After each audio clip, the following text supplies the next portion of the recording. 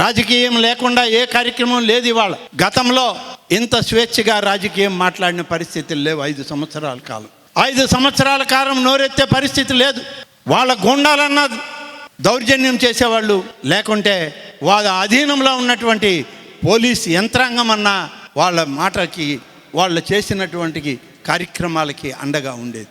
కానీ ఇవాళ లాంటి స్వేచ్ఛ, ఎలాంటి స్వాతంత్ర్యం మరి ఈ రాష్ట్రంలో గతంలో లేదు. ఇవాళ 2 సంవత్సరాలు కాలేదు మేము అధికారంలోకి వచ్చి, 21 మాసం పూర్తయి 22వ మాసంలోకి పోతూ ఉంటే మా మీద ఇప్పటికే దౌర్జన్యాలు, మేమేదో చేయలేదని మా మీద నిందలు, మేమేదో తప్పు చేస్తున్నామనేటువంటి అపనిందలు. కాబట్టి ఈనాడు ఇంత స్వేచ్ఛాయుత వాతావరణం వాళ్ళకి ఇచ్చాం. కాబట్టే ఇవాళ కూటమి నాయకత్వాన్ని సరైన దారిలో సరైన విధానంలో ఎదుర్కోలేక కేవలం నిందలతో మమ్మల్ని అడ్డుకునే ప్రయత్నం చేస్తూ ఉన్నారు.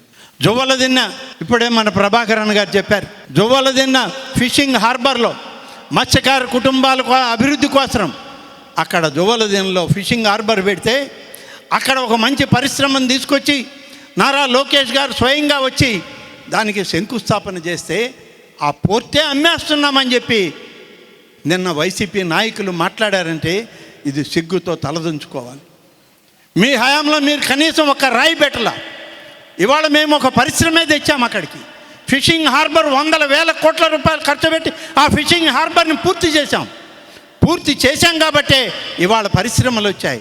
పరిశ్రమలు పెట్టడానికి బయట నుంచి విదేశాల నుంచి వాళ్ళు వస్తూ ఉంటే ఫిషింగ్ హార్బర్ అమ్మేసింది ఈ ప్రభుత్వం అని చెప్పి లోకేష్ గారి మీద మా మీద నిందలు వేసి వాళ్ళు కాలం గడపాలని చూస్తూ ఉంటే ఇది ఎంతవరకు సబబో మీరు ఆలోచన చేయండి. అందుకని ఈ రాష్ట్రంలో నెల్లూరు, ప్రకాశం జిల్లాలంత అభివృద్ధి భవిష్యత్తులో వేరే ప్రాంతాల్లో జరగదు. ఇవాళ కోస్తా తీర ప్రాంతం ఉంది, తడ నుంచి ఇచ్చాపురం వరకు. మన ప్రాంతంలో గూడూరు నుంచి మన ప్రకాశం జిల్లా కందుకూరు వరకు ఇన్ని ప్రాంతాల్లో ఇవాళ మనం పోర్టుల నిర్మాణం, మత్స్యకారులకు అభివృద్ధి, మత్స్యకారు కుటుంబాలను అభివృద్ధి చేయడానికి చేసే ప్రయత్నం మనం చేస్తూ ఉంటే ఇవాళ నిందలేసే పని చేస్తూ అభివృద్ధిని అడ్డుకునే ప్రయత్నం ఇవాళ వైఎస్ఆర్ కాంగ్రెస్ పార్టీ చేస్తుంది అని చెప్పి చెప్పక తప్పదు ఈ సభలో అని చెప్పి నేను మనవి చేస్తున్నాను. మరి అదేవిధంగా ఇవాళ అభివృద్ధి అనేది అనేక రకాలుగా అభివృద్ధి చెందుతుంది, చేస్తూ ఉన్నాం. పారిశ్రామికంగా, వ్యవసాయ పరంగా, సాగునీటి పరంగా, త్రాగునీటి పరంగా అనేక వ్యవస్థల్ని ఇవాళ గాడిలో పెట్టి నిధులు సమకూర్చుకొని ముందుకు సాగుతూ ఉన్నాం. ఈ సందర్భంలో చివరిగా ఒక్క విషయం నేను మనవి చేస్తాను. ఇవాళ రాజకీయాల్లో మేమిద్దరం అన్నదమ్ములను కలిసి తిరిగాం. దాదాపు 45 సంవత్సరాలు చెయ్యబట్టుకొని నడిపించాడు వివేకానంద. 45 సంవత్సరాలు ఇద్దరం కలిసే తిరిగాం రాజకీయాల్లో. కానీ మధ్యలో ఆయన కాలం చేసి ఆ చెయ్యి నాకు లేకుండా పోయింది. ఆ చెయ్యిని అందించేటువంటి ఇద్దరు తమ్ముళ్ళు ఈరోజు నాకు శ్రీధర్, గిరిధర్ అని చెప్పక తప్పదు. ఇక్కడ ఏ చిన్న విషయం వచ్చినా శ్రీధర్ ఫోన్ చేస్తాడు, గిరిధర్ నేరుగా వచ్చి నాతో మాట్లాడుతున్నాడు. అన్న ఈ సమస్య ఉంది, మమ్మల్ని ఎట్ట చేయమంటావు, ఏ విధంగా ముందుకు పొమ్మంటావు అని అడుగుతున్నారు. ఇది ఒక సమన్వయం, ఒక కుటుంబ బాంధవ్యం, ఒక సోదర తత్వం ఉండాలి అని చెప్పి మనం కోరుకోవాల్సిన అవసరం ఉంది. ఇవాళ ఎవరు కూడా స్వయం శక్తితో ఒక్కరుగా ఎదిగేటువంటి పరిస్థితి లేదు. ఇవాళ సమాజంలో అనేక మార్పులు వచ్చాయి, రాజకీయంలో కూడా మార్పులు వచ్చాయి. అన్నిటికీ కాలం సమాధానం చెప్తుంది. ఈరోజు రాజకీయ పార్టీ ఒక అజెండా ఒకటైతే దానిలో పనిచేసేటువంటి ఆ జెండా నీడ నుండేటువంటి మనకి తోడు నీడ మన కుటుంబ సభ్యులే అని చెప్పి చెప్పక తప్పదు.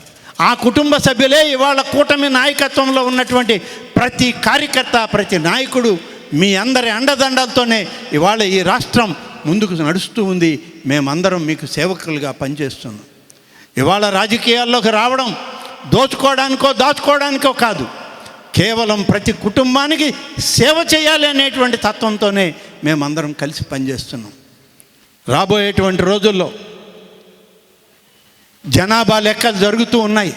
ప్రభాకర్ అన్నకు బాగా తెలుసు, కేంద్ర ప్రభుత్వం ఇప్పటికే సెన్సస్ స్టార్ట్ చేసింది. సెన్సస్ పూర్తయ్యేటప్పటికీ డీలిమిటేషన్ వస్తుంది. డీలిమిటేషన్ వస్తే ఆంధ్రప్రదేశ్ రాష్ట్ర విభజన చట్టం ప్రకారం ఈ రాష్ట్రంలో 225 అసెంబ్లీ స్థానాలు రావాలి. పోయినసారి జనాభా లెక్కలు లేవు కాబట్టి చేయలేదు. ఈసారి జనాభా లెక్కలు పూర్తవుతున్నాయి. 225 శాసనసభ స్థానాలు ఈ 26 జిల్లాల్లో వస్తాయి. వచ్చినప్పుడు కొన్ని మార్పులు జరుగుతాయి.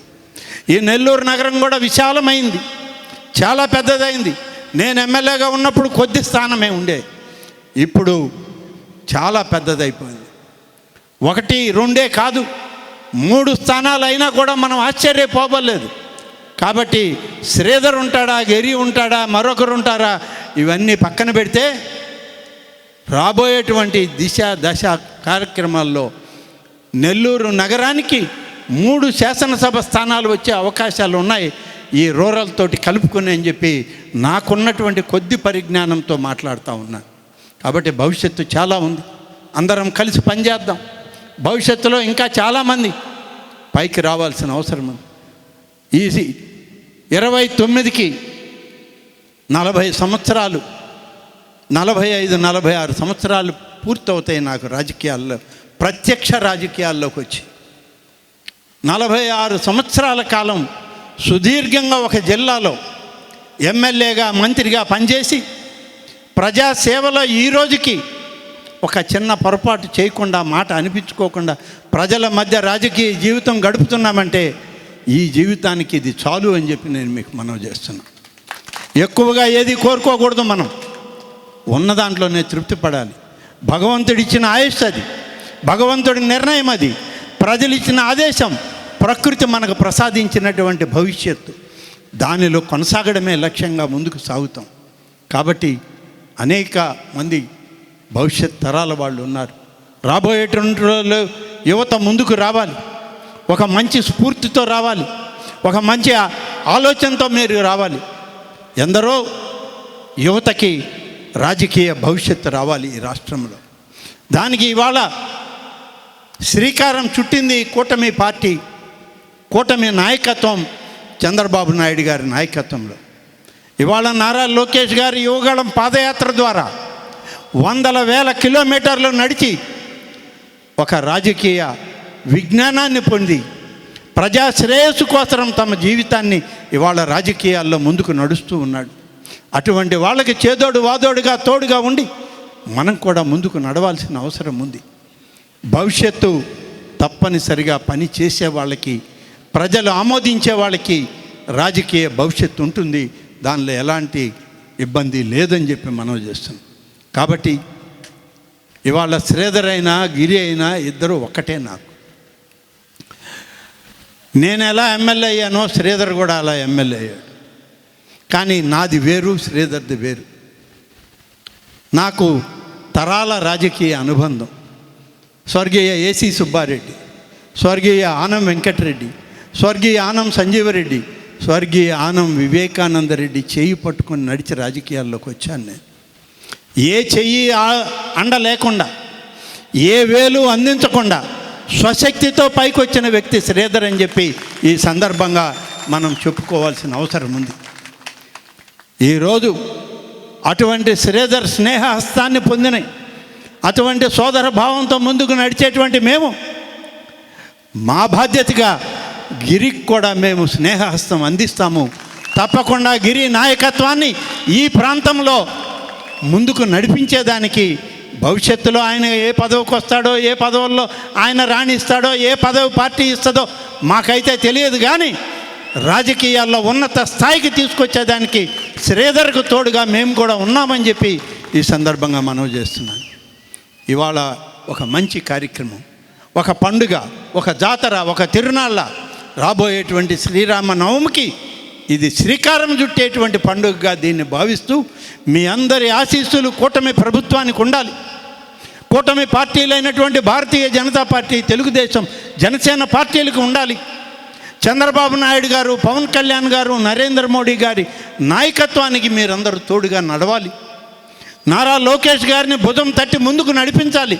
రేపటి తరానికి ఈ రాష్ట్రాన్ని మనం అప్పగించే పద్ధతిలో ముందుకు నడవాలి అని చెప్పి ఈ సందర్భంగా పిలుపునిస్తూ మీ అందరినీ కోరుకుంటూ, మీడియా వారికి కూడా ప్రత్యేక ధన్యవాదాలను తెలియజేస్తూ నాకు ఈరోజు ఈ అవకాశం ఇచ్చి ఇక్కడ మీ అందరినీ కలిసి మాట్లాడి ఒకసారి పూర్వపు దాదాపుగా 2014, 2009 తర్వాత ఈ ప్రాంతంలో నేను లేను. 2009 వరకు 1985 నుంచి 2009 వరకు నేను శాసనసభ్యుడిగా మంత్రిగా ఈ యొక్క రాపూర్ నియోజకవర్గంలో పనిచేశాం. 2009లో ఆత్మకూరు నియోజకవర్గానికి పోవాల్సి వచ్చింది. ఆ తర్వాత వెంకటగిరి, ఆ తర్వాత మళ్ళీ ఆత్మకూరు.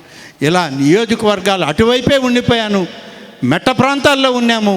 మెట్ట ప్రాంతాల ప్రజల యొక్క ఆశలకి అనుగుణంగా ప్రభుత్వ పరిపాలనా వ్యవస్థల్ని తీర్చిదిద్దుకుంటూ ఆ ప్రాంత ప్రజలకి, రైతాంగానికి న్యాయం చేయాలని చేసేటువంటి ఒక కార్యక్రమంలో ముందుకు సాగుతున్నాం. వీరందరి సహకారంతో ముందుకు సాగాము. భవిష్యత్తులో కూడా అది కొనసాగుతుందని తెలియజేస్తూ ఈనాడు ఈ మంచి కార్యక్రమంలో ఈ కొద్ది మాటలు మాట్లాడి పెద్దలందరి యొక్క ఆశీస్సులు కూటమి నాయకత్వానికి అడిగి అర్థించి మీ దగ్గర నుంచి తీసుకునేటువంటి అవకాశం నాకు ఇచ్చిన శ్రీధర్కు, గిరికి ప్రత్యేకమైనటువంటి సోదర భావమైనటువంటి నమస్కారాలు చెప్పకూడదు. వాళ్ళకి నాకన్నా వయసులో చిన్నవాళ్ళు. నేను నమస్కారం వాళ్ళకి పెట్టేదానికన్నా వాళ్ళని ఆశీర్వదిస్తే వాళ్ళకి మంచి భవిష్యత్తు ఉంటుందని చెప్పి నేను ఈ సందర్భంగా కోరుకుంటూ నారాయణ మాతృసేవా పథకం అమ్మతనానికి కమ్మనైన పథకం. సుమారు 1500 విలువ గల నారాయణ బేబీ హెల్త్ కిట్ ఉచితం. అవుట్ పేషెంట్స్ కు ప్రతి నెల డాక్టర్ ఫీజు ఉచితం. అల్ట్రాసౌండ్ స్కానింగ్ ఉచితం. గర్భిణీ స్త్రీలు కాన్పు కోసం కానీ ఇతర అవసరమై హాస్పిటల్లో చేరినప్పుడు బెడ్ ఛార్జీలు ఉచితం. ప్రాథమిక వైద్య పరీక్షలు ఉచితం. మందులు ఉచితం. బ్లడ్ బ్యాంక్ నందు అవసరమైన వారికి రక్తం ఉచితం. 5 నుండి 9 నెలల గర్భిణీలకు ప్రతి నెల చెకప్ సమయంలో ఉచిత డ్రై ఫ్రూట్ బాక్స్ మరియు వేరుశెనగ చిక్కీలు ఉచితంగా ఇవ్వబడును. బిడ్డ పోషణ నిమిత్తం తల్లికి 3000 రూపాయల నగదు అందించబడును. కాన్పు కోసం అంబులెన్స్ ఉచిత పికప్ సదుపాయం కలదు. నెల్లూరు నగర పరిధిలో నారాయణ మాతృసేవా పథకం, నెల్లూరు.